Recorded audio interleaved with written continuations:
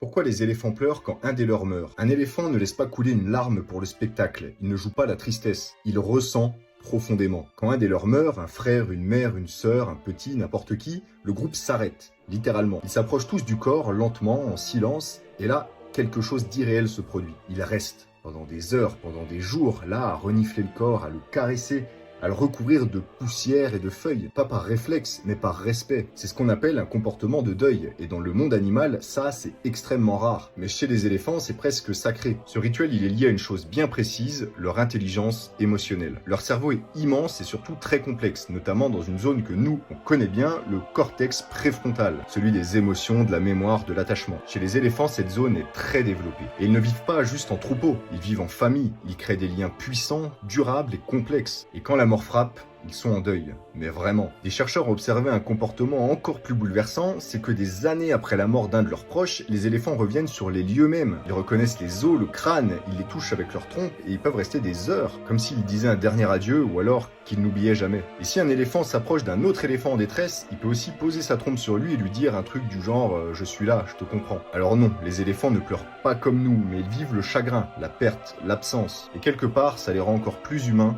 que certains humains.